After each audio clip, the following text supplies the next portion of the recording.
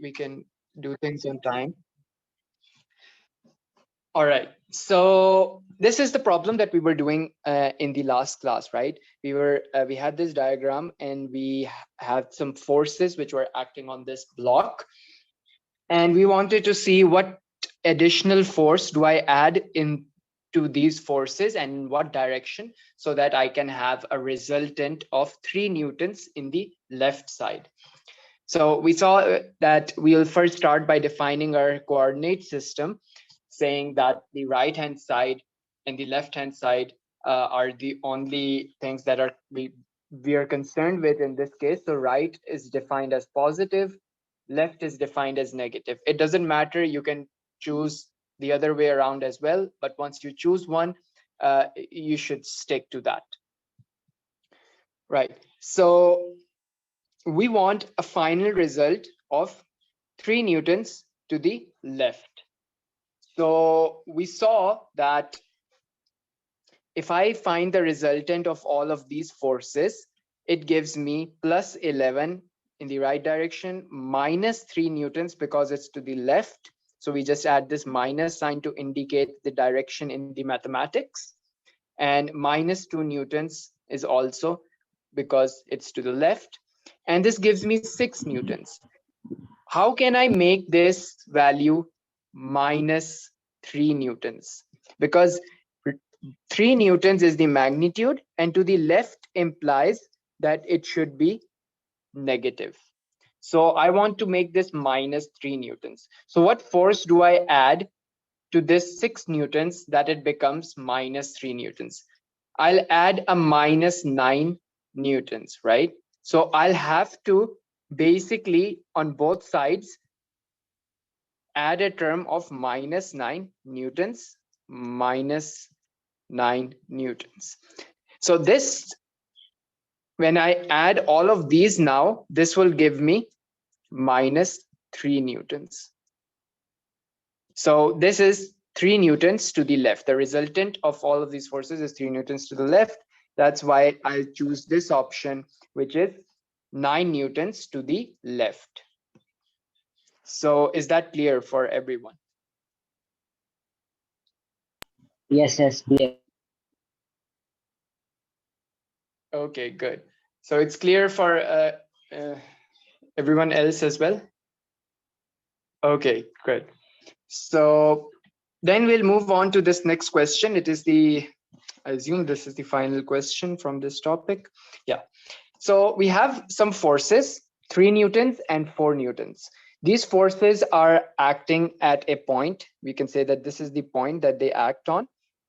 And here you can see how are they drawn. Which diagram shows the resultant R of these two forces? So what would be the resultant of these two forces? What do you think? What could be the resultant of a 3 newtons force that is acting in the upwards direction and a 4 newton force that is acting to the right hand side? So you could imagine that you have on a table, just maybe wherever you're sitting, right? You can have a book on this table and do something, apply a force to it in the upwards direction, and with your other hand, apply a force to it in this direction. Can you tell me, where did the book move? In what direction does it move?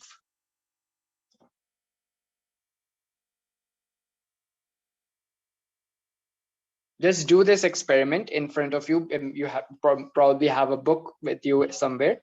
Is the direction called diagonal direction? Yeah, it would be in between these two, right? So the book starts moving diagonally, right? So is that clear for everyone? Does everyone understand that that it would be moving diagonally? I mean, you can do this experiment in front of you right now, and you can check that it moves in this diagonal direction, right? Okay, good. So this means that the direction of the resultant force has to be in this direction. So we have these different diagrams. Which of these diagrams makes sense then? which agrees with the experiment that we just performed? It is this one, right? Because in It this would be diagram, A, we I have think. 3 newtons up and 4 newtons to the right, exactly. So this is what is happening. The resultant vector is going diagonal in between these two vectors, and it's in this direction. Of course, these other of these diagrams, they do not make sense, because you have seen it experimentally that this is what is happening. So none of these diagrams then make sense. So it's rather useless to discuss these diagrams. So is that clear for everyone? Why did I choose option A? Yeah. Okay, great. So whenever you have these questions where you have two components and you have to see the resultant, you can just imagine, picture a situation in your head, or just perform an experiment. You can do this with your pouch, pencil box, or whatever you can have, or even a calculator which you'd be carrying in your exam. Just apply some forces to the calculator and see where is it moving finally. So that is always the resultant of the resultant direction is very easy to check this way. So that's one of the ways that you can always get these directions right. Okay, so this was the last question from this topic. Now we'll move on to the next chapter, really, which is of kinematics. Before I do so, is there any question? How about the homework? Yes, we'll do. We'll work with the homework as well. I was thinking let's do it on Friday instead, so that we can also we have solved some of these questions, right? So we have kind of caught up with. We have really finished the first chapter. We have done some questions as well. So let's continue with the next chapter. And on Friday, we'll go through the homework as well, right? We'll solve the homework problems in class, right? So if everyone agrees with that, nobody has any problem with that, then we can keep it that way and do it on Friday and continue with the next chapter. So is everyone cool with that? No problem. Okay, great.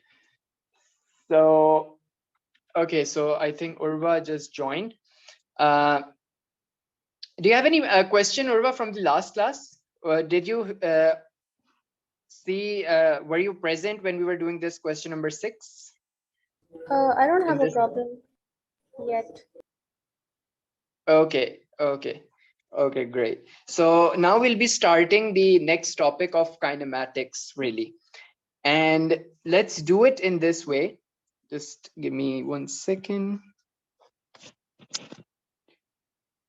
Okay. So let me just this. All right, so let's start the next topic of kinematics.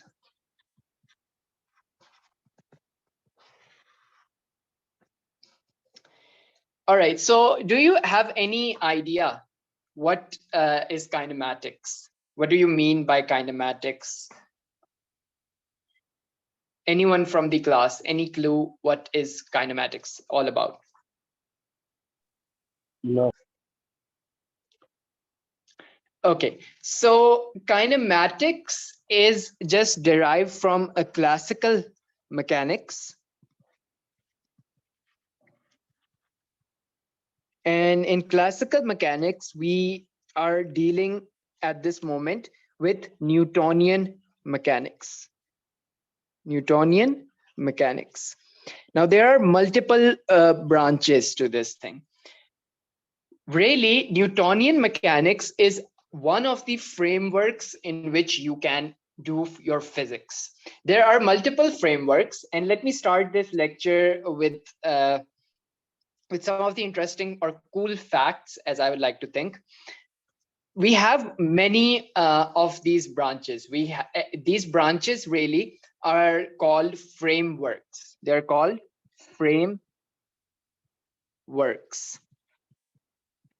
These are the frameworks for doing physics.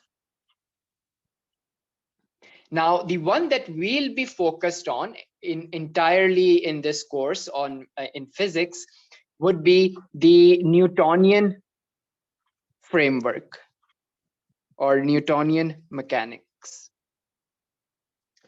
Now, there is another which is in classical mechanics, and that is known as Lagrangian mechanics and Hamiltonian mechanics. Okay, so the difference really between these are, or the difference is, the very most important difference is, for example, if you're dealing with vectors, you know that whenever you are dealing with vectors, force is a vector. If I consider any system and it's going through multiple paths, it's traveling. So for example, you can consider an example of a slide, which is kind of in this shape. It's in, I don't know what it's called. I think it's called a helix or something. But suppose that you're taking a slide, right, in the park, and it's in this shape. So you can compute your velocity when you reach the end of this slide, right? You can find the velocity as soon as I reach the end of this slide. You can do it in multiple ways. One of the ways is using Newtonian mechanics. And Newtonian mechanics, you'd be using force, which is equal to mass times acceleration, ma. Now, these are all vectors. So when you do this problem using Newtonian mechanics, you'll have a very big problem in really, because you'll have to keep track of directions every time when you're moving in this slide, because at every point on this slide, your vector would be pointing in a different direction. You can see this, right? So at this point, it would be somewhere here. And at every point on this slide, your vector would be pointing in different directions, this force vector. So it would be really hard for you to add all of these vectors together one by one, keeping track of these. So the more smaller you can think of this situation, the more the number of vectors you will have. So we can make this problem very easy. We can use the principle of conservation of energy, and we can say that when you are at some height, right? So suppose you were at some height, h, you had a lot of potential energy, which is mgh. I'm just throwing around some of these quantities. We'll get into their detailed explanation very soon as well. But suppose that you're at a very high height. Whenever you're higher from the surface of the ground, you carry some potential energy. So you can define a reference point as the surface of the earth. So maybe this is the ground. And whenever you are at some height from this surface, you have potential energy. Now, when you start sliding, your height starts reducing, right? The height will start reducing because at some point you're here, at some point you will be on the slide over here. So the height will reduce. Now, when height is reducing, the potential energy is dropping and dropping and dropping. So it's reducing. But we all, I'm sure that you must have heard of this thing, that energy can neither be created or destroyed. It converts from one form to another. It's a very classic statement in physics, but it has many, many consequences, and it makes our life really, really easy as well.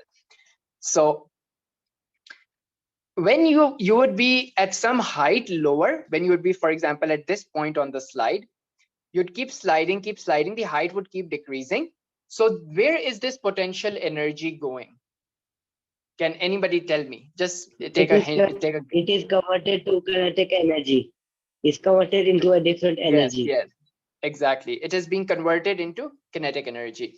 So which means that the potential energy is being changed to the kinetic energy. That is why the person is gaining velocity, right? So the velocity keeps increasing as he slides down this, whatever this is, right? It's a slide really in a park or something. So you can use at this point where he reaches almost, he's about to hit the surface, right? So when you're about to come out of the slide and hit the ground, at that point, the height would have almost decreased to 0.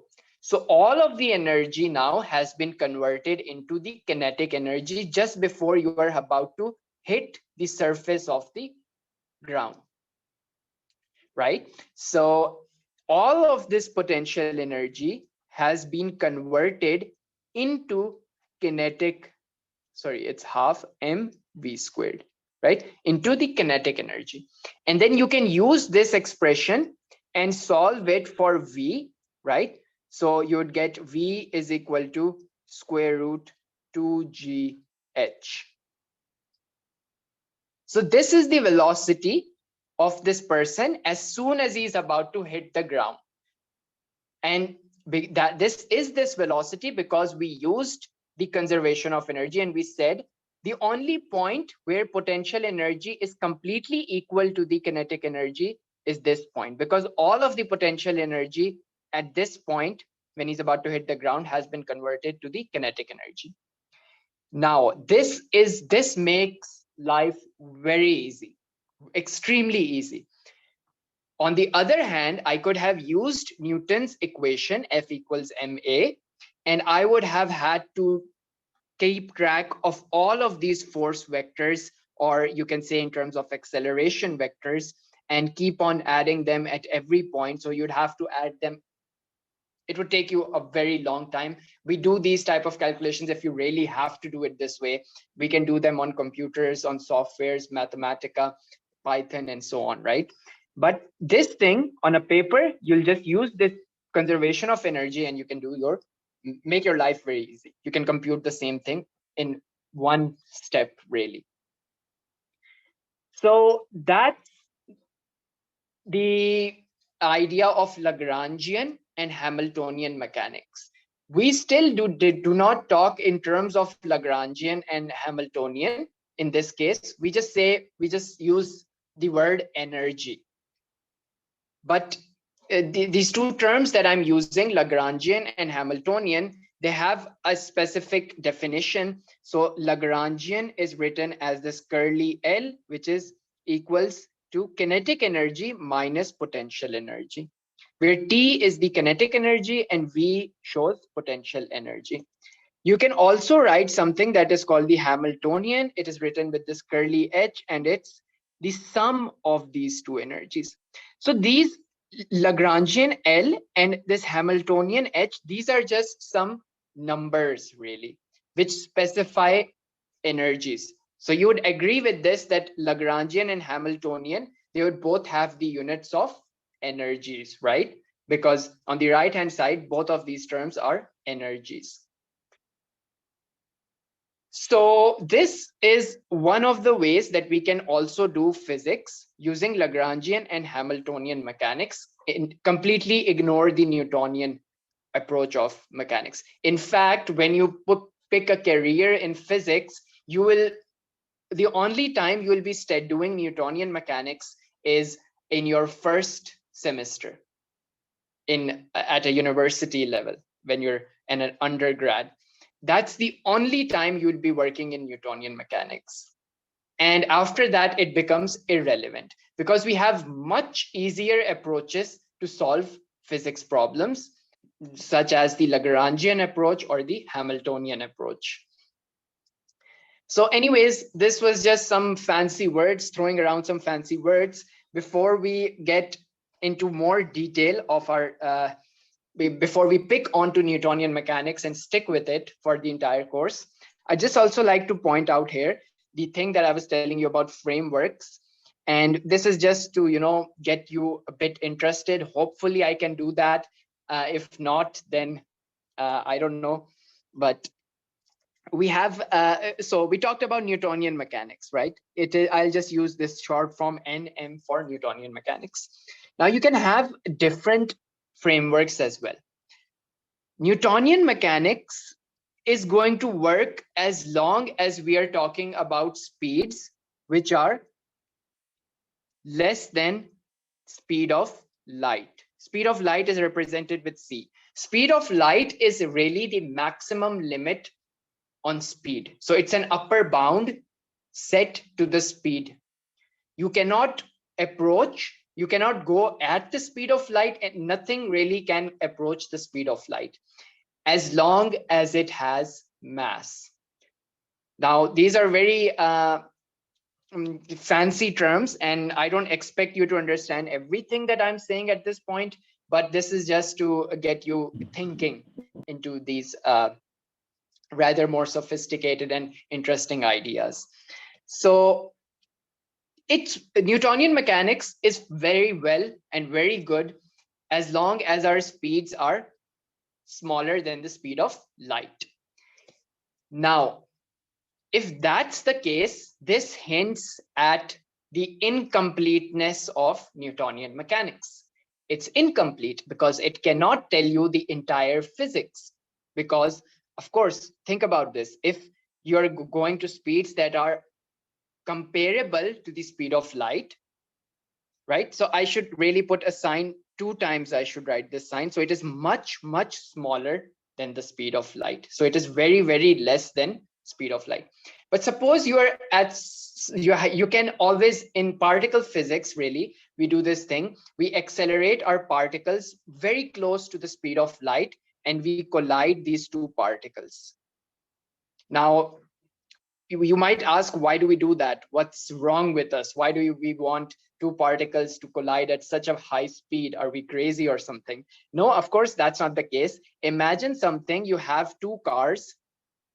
Now, do not think that I'm crazy, but if these 2 cars at very high speeds collide with each other, what happens? All of their parts are going to fly out, right? So whatever, there might be a bolt, screws, engine, everything is going to be just flying out and being, falls apart outside. That's the idea that we physicists use to understand particles. So when we collide some heavy particles together like this, then what happens is eventually when they collide, they're going to spit out other particles as well, what these particles were made of. And that's how we can understand that, well, we have protons, we have neutrons as well. And for a very long time, it was thought that these are fundamental particles. These are not made up of any other particle. But now we know that both of these particles are made up of quarks. Now, quarks at this time, we know, is the most fundamental particle as well. And then we have electrons. Electrons are fundamental. So electrons are also not made up of anything else. Similarly, quarks are not made up of anything else.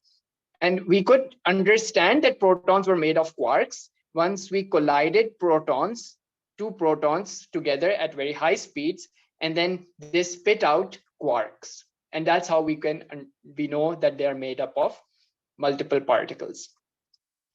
So all of this is really interesting if you think about it, right? So we are discovering new particles. At one time, there were so many new particles that were being discovered. It was very hard to name the particles. And that's one of the reasons quarks come in many types. There is something called up quark. It's called down quark. Then we have more. We have charm quark.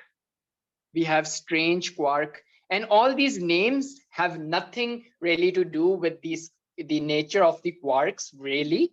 These names are just assigned to them because we physicists ran out of names, really.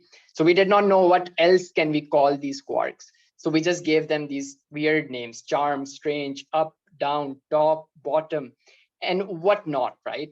So that's how you discover particles, really. So that's the reason why we sometimes like to strike particles together at very high speeds.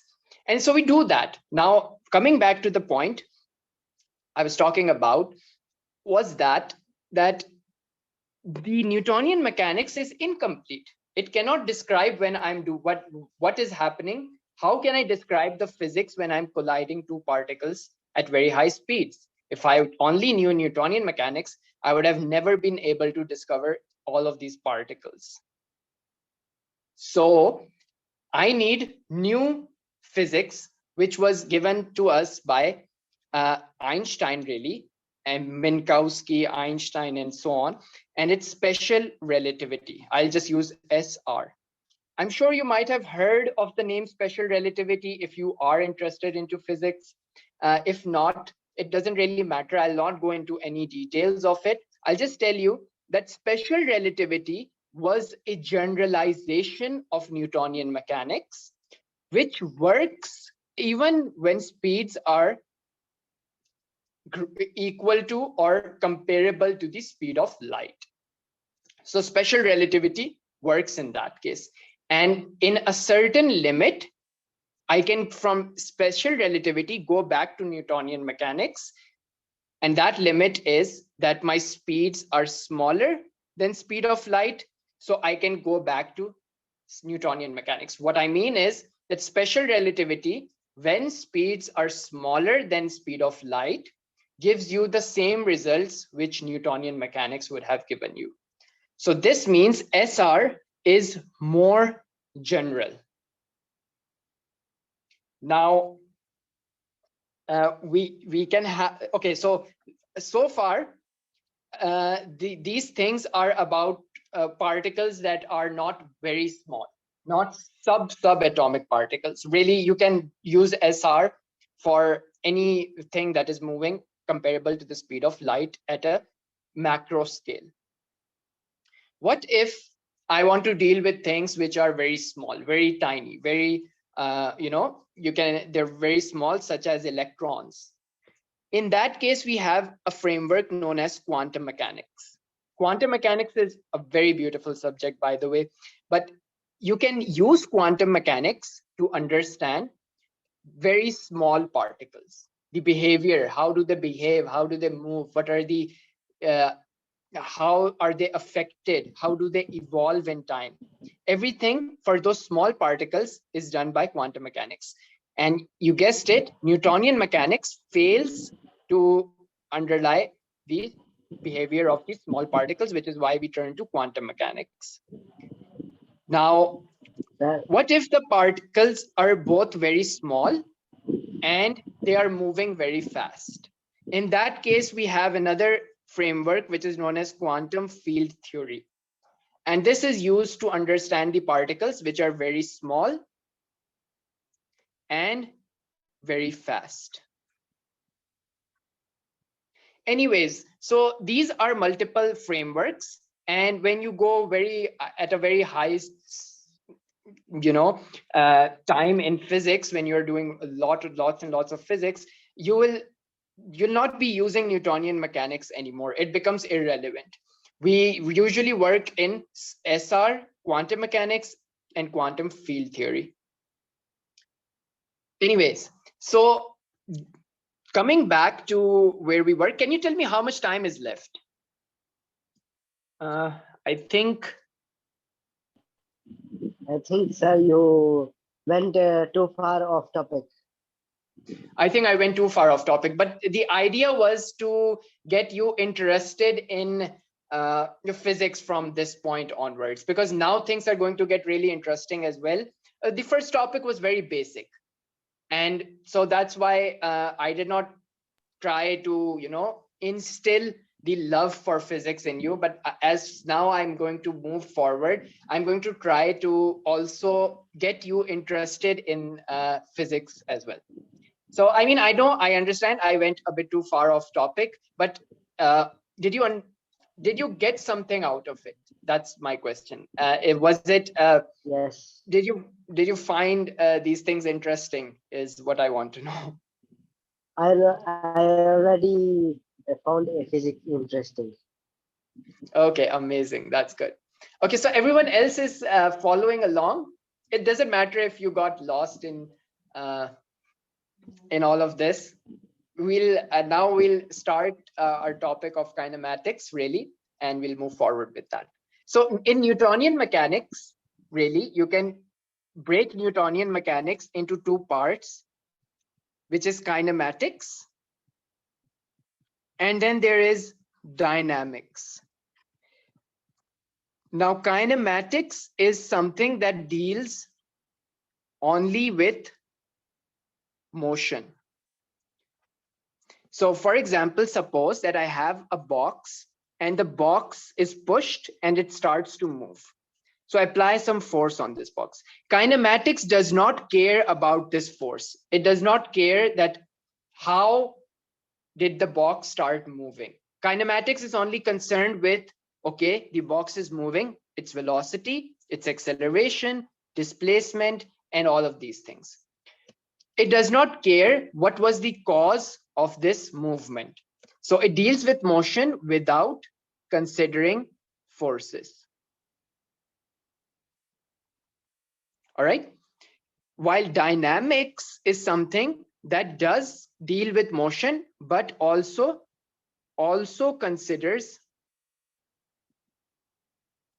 forces. So is the idea of kinematics clear? We'll only be working with motion without considering any of the forces that have been acting on the system. We'll be only concerned with its velocity, displacement, and so on. Understood. Right? Okay, great. So that's kinematics. Is that clear for everyone in the class? Less than 1 minute is left for the class, Yes. which is okay. So let's quickly talk about very small things before the class ends. Just reminding you, you remember what is a scalar, right? A scalar is something that has a number, which is known as the magnitude, and does not concern direction at all. However, vectors are something which have a number, and it is very important to specify a direction for that quantity. So then that is known as a vector. So I have explained these two things in somewhat detail in the first chapter. So that's why I'm just going through these two things very quickly. Now we have, there are so many examples for scalars